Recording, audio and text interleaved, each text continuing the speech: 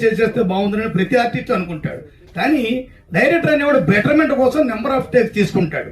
But ఆ number of takes ఎప్పుడైతే తీసుకున్నాడో యువతలో ఉన్న ఆర్టిస్ట్ అనేవాడికి పక్క వచ్చిందా కూడా నిర్మమ్మడంగా వాడు మైండ్ వాయిస్ ఉంటే చచ్చిపోతాం.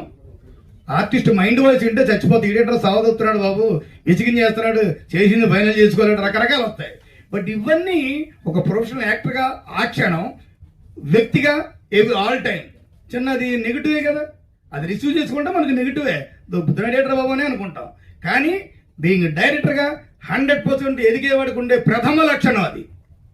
నాకు ఇది కావాలి అని ఏదైతే చేయించుకుంటున్నాడో ఖచ్చితంగా లాంగ్ రన్లో, లాంగ్ స్టాండింగ్లో డైరెక్టర్గా సక్సెస్ అవ్వడానికి అది ఉపయోగపడుతుంది. కానీ ఒక వ్యక్తిగానో ఒక నటుడుగానో ఆయనకి వెరీ స్ట్రైట్ ఫార్వర్డ్గా ఉంటాడు. అన్నగారు ఏమనుకోద్దు, ఇందు మూలంగా నేను చెప్తున్నాను కూడా, వెరీ స్ట్రైట్ ఫార్వర్డ్నెస్ కూడా ఇప్పుడున్న మన సమాజంలో చాలా సందర్భాల్లో మీకు వ్యక్తిగతంగా మైనస్ అవుతుంది తప్ప ప్లస్ కూడా కాదు. అది అయినా లిటిల్ బిట్ చేంజ్ ఓవర్ చేసుకుంటూ ఒక తమ్ముడిగానే చెప్పాను, క్షమించాలి. అది పర్సనల్ లైఫ్ కూడా చాలా మంచిది. ఎందుకంటే మీకు అనుభవంతో పోల్చుకుంటే ఇవన్నీ రాలిపోయే అనుభవం ఎక్కువే. నాకు ఇంకా కొన్ని ఉన్నాయి కాబట్టి ప్రస్తుతానికి అది. మీరు ఎన్నర్ ఫీలింగ్ ఎన్నిసార్లు తిట్టుకున్నారు సార్ మొత్తం?